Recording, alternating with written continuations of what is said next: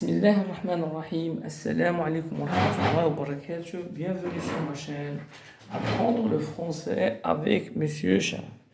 Alors, dans cette vidéo, Inch'Allah, on va découvrir une petite application sur les figures de style.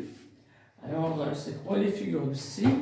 C'est l'art, tout simplement, de bien parler et de bien écrire. Les figures de style, c'est un procédé littéraire qui consiste à rendre le langage ordinaire un langage plus convaincant, plus émouvant, plus expressif. C'est bien. Alors, on va directement à cette application. Identifier la figure de style employée dans chaque phrase. Sa peau était ridée comme celle d'un vieil éléphant. Alors, c'est quelle figure de style? C'est une comparaison. Donc, comparaison, pourquoi? Parce qu'on a l'outil de comparaison comme. Et dans une comparaison, qu'est-ce qu'il y a? Il y a un comparé et un comparant. Alors, le comparé, c'est la peau de cette personne, il y a sa peau. Le comparant, donc les rides d'un vieil éléphant. Les rides d'un vieil éléphant. C'est-à-dire, il a des rides qui ressemblent aux rides d'un vieil éléphant. Je meurs de faim. Alors, je meurs de faim, c'est une hyperbole. Je meurs de faim, c'est une hyperbole. Alors, c'est quoi l'hyperbole? C'est exagérer une réalité, des caractéristiques, un sentiment, une réaction. Donc, c'est hyperbole. Troisième phrase, il travaille le matin et se repose le soir. Donc, c'est une antithèse. C'est le fait d'avoir deux mots, deux expressions, deux idées, deux éléments de sens opposés. Il se fait mille reproches. Il se fait mille reproches. C'est-à-dire, il a adressé plusieurs reproches à lui-même. Donc, c'est une hyperbole. Il y a une sorte d'exagération. Question 5. Il frémit, claqua des dents et tomba raide. Voilà, on a frémi 1, claqua 2 et tomba raide. Donc, c'est une gradation. Alors, la gradation, c'est une énumération soit, progressive, montante, ascendante ou bien descendante. L'école ne travaillera pas demain. Alors, l'école ici, c'est pour dire l'administration, c'est pour dire le directeur, les professeurs, les élèves. L'école ne travaillera pas demain. Donc, on a remplacé les personnes qui représentent l'école. Donc, ça, c'est une métonymie.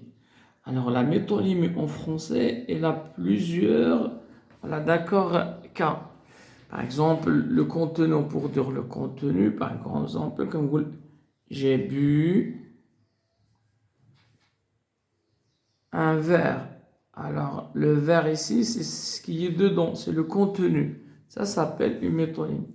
La pauvre riche dame est condamnée. Elle a une tumeur. Alors, la pauvre riche. Alors, pauvre riche, on a deux mots de sens opposé côte à côte.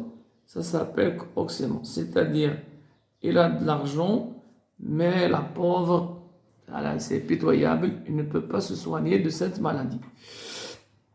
Vous dites adieu à ces murs que vous allez quitter.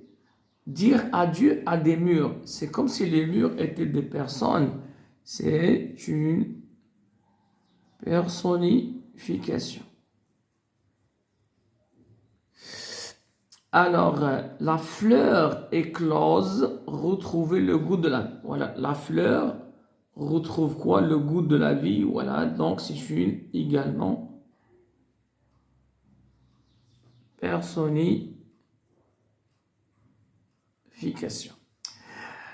Il ne reste pas beaucoup de temps à vivre à ce mort-vivant. Mort-vivant. Deux mots placés côte à côte, de sens opposé, c'est oxymore. La fontaine pleurait. Voilà, donc la fontaine pleurait, c'est une personnification.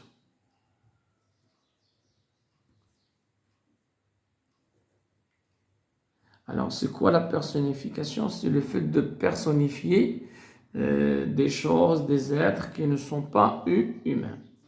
J'ai visité la ville rouge. Alors, pour dire la ville rouge, c'est pour dire Marrakech. Voilà, on a remplacé un mot par un groupe de mots. Donc, ça, c'est une périphrase. Alors, la périphrase, c'est remplacer un mot par un groupe de mots, voilà, par sa définition ou bien par une relation. C'est bien. Alors, par exemple, on dit l'astre du jour, c'est le soleil. Les lions de l'Atlas, c'est les Marocains. Notre voisin semble malade. Sa santé rétrécit et meurt quelques jours, voilà, plus tard. Alors, notre voisin semble malade, sa santé rétrécit et meurt. Donc, ça, c'est une gradation. Son sourire est pareil à l'éclat du soleil. Son sourire, voilà, donc pareil à, c'est un outil de comparaison. C'est une comparaison. Et l'éclat de rire, voilà, exagération, hyperbole. Question, phrase 16, ils croisèrent le fer. C'est pour dire, ils sont très très forts. Voilà, donc c'est hyperbole. Tel père, tel fils. Comparaison. C'est-à-dire ressemblance. On n'est plus amis, ce renard et moi. Il m'a joué beaucoup de tours. On n'est plus amis, ce renard. Donc renard ici, c'est une personne. Alors, lorsqu'on désigne une personne par un animal, donc il s'agit de métaphore. Alors, c'est quoi le point commun? C'est la ruse. Alors, c'est-à-dire, cette personne est rusée comme un renard. Tu as 5 sur 20, bravo, mes félicitations. Voilà, ici, on se moque, on dit le contraire de ce que l'on pense réellement. Donc, c'est une antiphrase. Et la plupart de l'antiphrase donne une certaine, voilà, ironie, revêt d'une certaine ironie. Les deux tribus se rencontrèrent, un rameau d'olivier et une colombe à la main. Alors remarquez bien ici, on a remplacé, voilà quoi? On a remplacé, voilà, une abstraction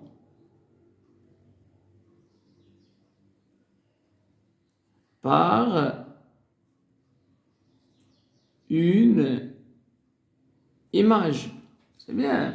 C'est-à-dire, rameau d'olivier, c'est la paix. Et également la colombe, ça désigne la paix. Alors ça s'appelle allégorie. Alors lorsqu'on imagine une image, voilà, une abstraction, par exemple la paix, l'amour, le bonheur, la vie, par une image, ça s'appelle allégorie. La balance. Alors la balance, c'est pour dire la justice. Alors, c'est ainsi que s'achève cette vidéo qui était consacrée, voilà, à une petite application sur les figures de style.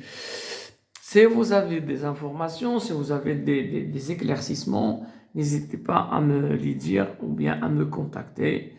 Je serai tout fier de répondre à toutes vos questions. À la prochaine vidéo.